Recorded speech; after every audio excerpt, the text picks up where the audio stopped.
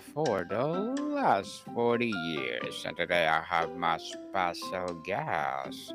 One of it is advocacy, building business or businesses that scale, sell, and make an impact. None other than Mr. Vince Perry. Thank you, Daniel. Welcome, Mr. Vince, on Book 101 Review. And can you please introduce more about yourself that I miss? My name is Vince Perri. I'm a 16-year running entrepreneur. I have scaled several businesses. I have sold one as well. And I have, over the last year, been put on a journey to help business owners do the same to ultimately not just scale their business, but scale their business through valuation as opposed to just revenue so that they can increase the value of their business to ultimately sell their business because 80% of your net worth is actually in your business. And I want to make sure that you increase the value of that exponentially. Exponentially. And thank you so much for sharing your knowledge and wisdom to the world. Thank you, Mr. Vince. And today let's talk about scale it or sell it, how to build a business that does doesn't need you. So tell us, the ultimate goal is to build a business that does not need you. How do you reconcile this with the passion and identity most founders pour into their companies? Well, you're going to limit yourself to how much you could actually grow if you're involved in the day to day. So it's not about, I think people get confused when we talk about owner dependency, that it means you could just hire a bunch of people to do everything and you do nothing. It's that's not the way it goes. It's ultimately you're buying back your time so that you could do more to ultimately scale the business, whether that's focusing on sales, marketing, relationships, big picture ideas, whatever it is. There's I heard a quote or saying the other day that the most successful people, rich people, they spend money to buy more time, while poor people spend their time to get more money. So working 9 to 5 and being in the grind and working so that they can get that paycheck or get that money at the end of completing the task that they do, where the most successful people are spending money on employees, on different softwares and tools, on business coaching to teach them how to ultimately get more time to do other stuff. And it's not just personal stuff, it could just be other stuff in the business that you wouldn't normally have time for if you didn't uh, spend the money or use that to put people in place and work in the day to day. What are the one or two key indicators that tell a founder they build job instead of a business and it's time seriously consider to scale it or sell it question? You'll feel it. You'll feel it really quick. An old business coach told me that when you're running a business, your business is like having a big pot of water on top of your head, and you have to balance that water. But when you start a business, you just start filling it up in one thing, and then you have to do another thing, and you just keep putting more and more water until you'll get to a point, and you will know when that water starts to overflow. Well, as soon as you hire somebody else, or now with AI, you maybe develop another tool or whatever, the goal is to try to pour a little bit of that water out more and more and more. And you still want to keep filling it back up, but ultimately keep pouring a little bit out so that you could, let other people take some of it. So you'll know when you start feeling overstressed, when you start feeling overworked, burnt out, stuff like that. When you start noticing you're doing things that you're just not excited about anymore, you're doing things that you ultimately hate in your business, and you'll definitely know. The idea is you always want to get to a place where you constantly audit your calendar and your to-dos and everything that you're doing, and you want to ultimately pass on or take away or transfer to someone else the things that don't energize you, the things that you don't enjoy, the things that you don't like to do, so that you could focus on only those things. You often say business true value is revealed when the owner leaves. What does a day one mindset shift look like a founder who wants to build their exit in mind from every beginning? Two things: you want to look with the end in mind. obviously. You want to actually have that as a goal because it is an investment. Your business is like a piece of real estate. It's just it should be increasing in value over time so that ultimately you could, quote unquote flip it. And then also look at your business as its own product. Even if you sell products, you should actually take a step back and look at your business as its own product. And what does a good successful business product look like is, it's got everything in the nice box that you can take this box, right, as is this business that you created, and you could pass it on to somebody else to take it and enjoy it. So that's systems and processes, good marketing strategy, good lead flow coming in, really good customer culture, and the employees are good employee culture, and the employees are happy, good customer diversity. Like, you put all those things into this box, right? And you want to be able to just give it to somebody else. And the more of these things are in there, the more valuable it becomes, the more you could sell that box for. Indeed. So, on the systems and operational independence, what are the core components of the playbook of owner's manual their business needs to have so it can run without the founder's unique knowledge and intuition? Well, it's a tough question to answer because there's a lot of them. Because you've got marketing, you've got operations, you've got delivery, you've got sales, and each one of those things requires some kind of process on how it should be done. Typically the business owner will want to already sort of have this in his head. That's usually how it starts. Is there is no systems and processes, they're all in their head. Or even the process of actually doing the thing. For example, there's a gentleman who has a mobile car washing, and comes to my house once a month to wash my car, and he's the best I've ever seen. And he's got the entire process of how he washes the cars so well. He's got it all in his head. So most business owners have those processes in their head, and you just have to start. I mean, it's like eating an elephant. What do they say? It takes one bite at a time. You have to just start with just, one process at a time. And you want to start trying to build those things as soon as possible. The best piece of advice I can give is we call it the camcorder method. Is you take Loom, or now I know I saw that there's Google Video now and stuff, and you want to record your screen of whatever it is that you're doing, even if it's just how you set your appointments, how you check your emails, and then how you use whatever program that you're using, and you want to try to break those up and record yourself, transcribe it, and then now with AI you could take that transcription and ask it to turn it into like an SOP or a checklist. This is a book show. I'm in the middle of it right now, but if you ever get a chance, it's called The Checklist Manifesto. Woof! It's written Okay. by, I can't remember his name. You just look it up and we could find it. But The Checklist Manifesto is written by a heart surgeon who's worked in the hospital, for years and years. And those are some of the best checklists you're going to find, hospitals and the military. And yeah, Atul Gawande is the author. He's a heart surgeon, and just a tremendous book on how important checklists are, how you have several types of different kinds of checklists, ones that you actually follow as you're doing the task, or you check off once you've completed the task. So it's called a do before or like a do after. And yeah, he's got a whole process broken down. I personally have a GPT that I created with my chat GPT account that already knows the layout, so my whole team has it as well. So whenever there's just a new process that needs to be created, no, they do all the processes now. By the way, I don't do it at all. They have to take ownership of it and update it every quarter. But it's very simple. They record their screen, they talk through it, they take the transcription, they put it into the GPT, and it spits out the entire system and process, and then we put that into a spreadsheet. And thank you for that recommended book, Mr. Vince. Founders often struggle to delegate their zone of genius tasks. What are the practical process for systemizing and handling over the very work that they have best at?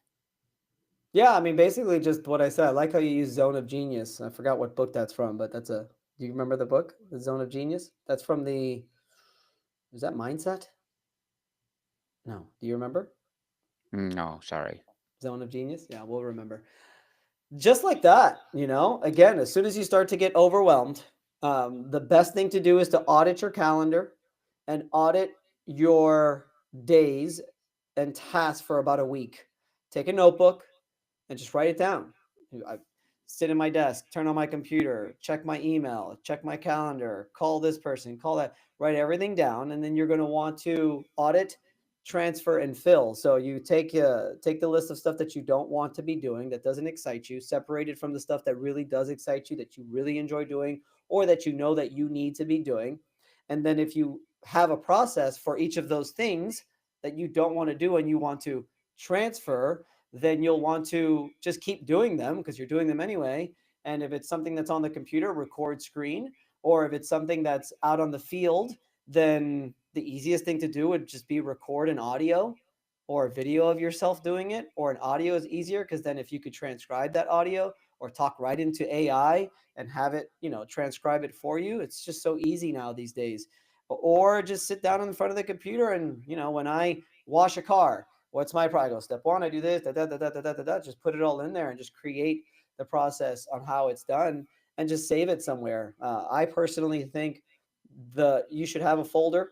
We use Google Drive for everything that you should save it in, but we also implemented this year a spreadsheet that has all of the documents that we have separated into the separate departments, and we update that. We look at each SOP at the end of every quarter. Every team does, and updates it depending on any changes, because that's the thing about the SOP and processes and systems is it's an ever growing thing that's constantly evolving, so it needs to be checked up on constantly.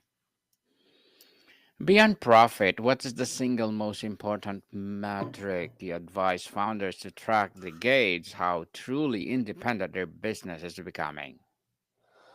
Well, profit doesn't really determine whether your business is independent or not. Profit is probably the most important metric that you could put on the overall valuation of your company. It is the most important. There's other things as well, but um, profit is very important. But if there's another metric that could determine, what was the question?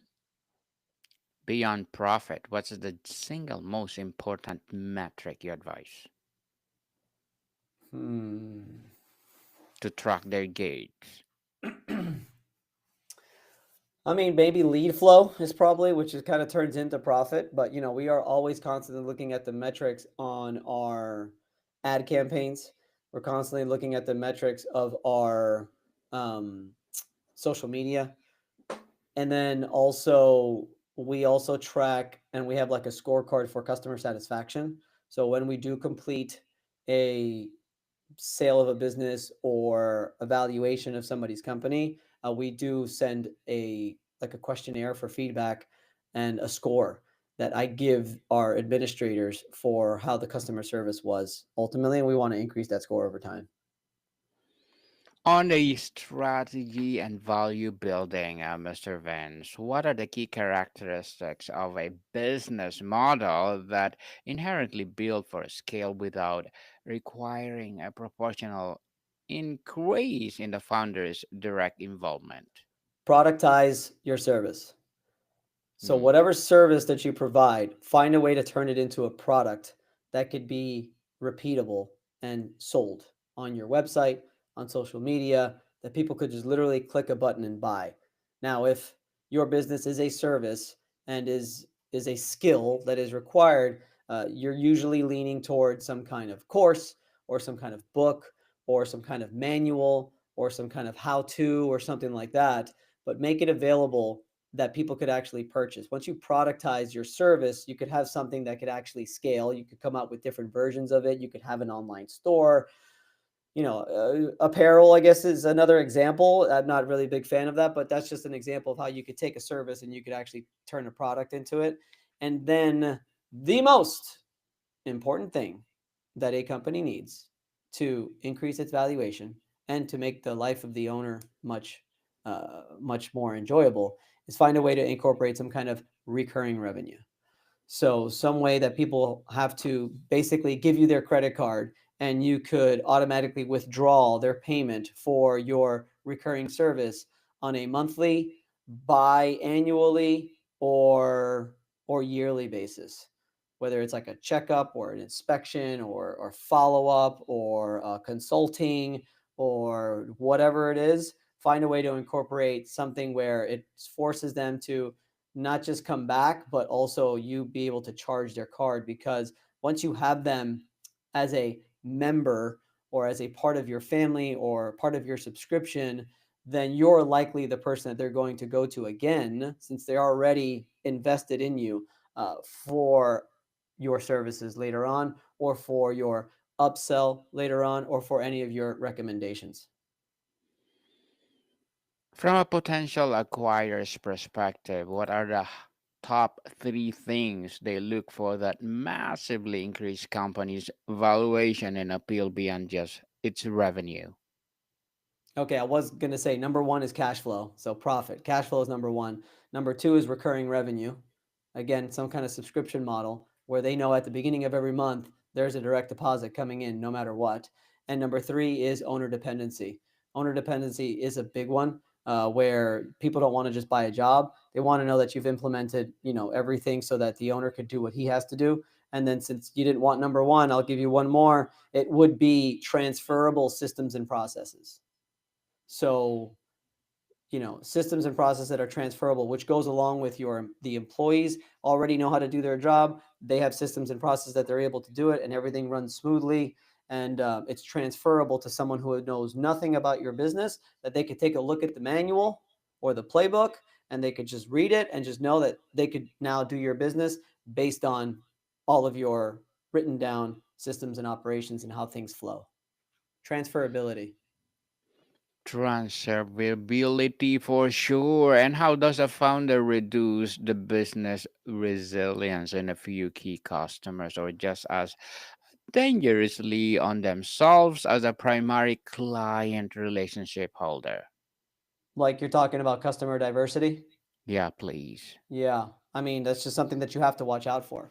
Anything more than 20% reliant, maybe we'll push to 25% reliant on one customer is a risk. Okay? One of the main things that I do, all this that we're talking about, it really goes back to de-risking. It's a big term that we use as exit advisors. Is Our goal is to minimize as much risk as possible, because that's what ultimately, low cash flow. This is a risky business. Owner dependency makes it more risky. No recurring revenue and relying on a new client every single day, that makes it more risky. No good systems and processes, more risky. Bad company culture, more risky. And then the most of all, obviously, is customer diversity, where if you're strictly reliant more than 25% of your revenue on one customer only, if the worst case scenario happens tomorrow, you just lost 25% of your top line sales. And that's no bueno. So, you got to be less than, you got to just diversify. If you notice that you're there, you have to diversify big time, because when a new owner comes in, that relationship with that 25% or 30% customer could be with that owner. You're going to have assurance coming in to purchase this company that they're not going anywhere. So you should also have contracts, which I know is tough, but there should be contracts and commitments with referral partners and strategic, customers and referral partners that make them committed to keep sending you work and keep using your business. Mr. Vince, can you share a story that illustrates the starkly different outcomes for two founders? One who embraced this philosophy and one who's resisted it. Yeah, sure. I mean, I just sold a pest control company where everything was kind of working and flowing very well, and extremely high amount of recurring revenue, where I think a good 30 or 40% of his top line revenue was all from recurring business. So basically, every month his expenses were paid off just by an automatic deposit. That business sold for more than what I thought it was worth. And then we had another business, a plumbing business, that we brought him on. I didn't do the actual initial, I took it on a little bit after. And when I was looking at the books and I was looking at the roster of people that worked for him, um, it was completely owner dependent, where he was just he was doing everything. The plumbing, he was doing the actual plumbing, he was doing the actual sales, running the actual business. He had some employees there, but it didn't really make any sense, and I ended up pulling it. I took it off the market because I had to have a serious conversation with him to tell him that there's no way that we're selling this business. Interesting story, Mr. Vince. This entire process requires giving up a degree of control. How do you help founders who are terrified of letting go to see it's not a loss, but as a path to ultimate freedom and value? Yeah. I mean, self awareness, I think, is the first thing. You have to have good self awareness, good confidence in yourself. That's number one. The more confidence and that you have in yourself, the more you carry yourself better, the better you can help lead others and pass things on to others. I think that's where it all starts. And then you have to be a good coach. I mean, ultimately, thankfully, that's been a skill that I've developed over many years because I was actually a tennis coach for 15 years of kids and adults. So that really taught me a lot about how to communicate with people, how to take complex subjects and simplify them in a way that a fifth grader will understand, and and really motivate and encourage others around you to be better.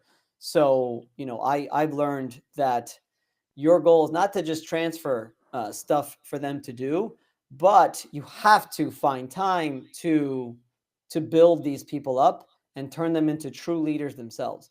Only way that you're going to scale your company is if you are building leaders around you, and that takes time, that takes patience, that takes attention to their goals, to their dreams, and what they want in life. And you have to really care, and you have to take the time to do that. I do a bi-weekly leadership training with my team every 2 weeks, where we literally I'm just educating them and coaching them on how to become better leaders uh, in their personal life and within their family, and then ultimately within the company. Because I'm aware that as we continue to scale, they're going to be stepping up into leadership positions, and they have to know what they're doing and have the confidence in themselves to actually take on that role. Mr. Vince, before we wrap up our discussion for today, I'm inviting you to please do listen to my other podcast, people. My other podcast, because my abstract essay is already in fifth season, abstract poetry in second season, and my book 101 review in fifth season too. Comedy 101 in second season, and my food 101 in fifth season as well. Geography 101 fourth season, and my baby podcast Law 101 and mental health 101. Love Letters in third season, and Movie 101 Review Music 101 fourth season, and Science 101 and Sex 101 in its first season. Please listen to them wherever you listen your podcast. So, Mr. Vince, beyond financial freedom, what is the most profound personal benefit you see founders gain when they finally achieve a business that operates successfully without them?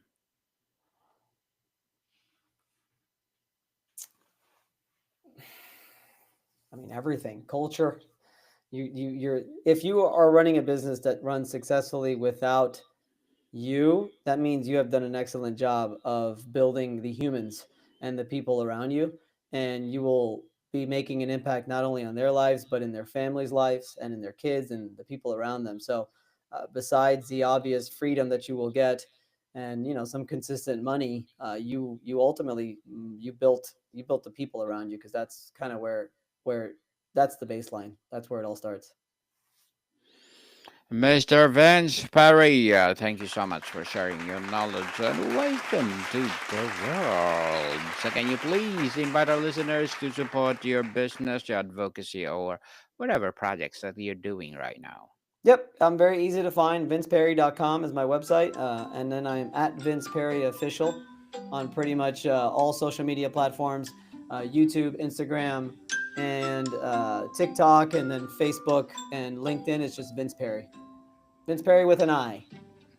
With an eye. Yes, people, let's support Mr. Vince Perry because if we support him for sure, more and more empowering business to come. So, Mr. Vince, thank you so much for your time. Thank you, Daniel. I appreciate it. Modicon people, see you soon.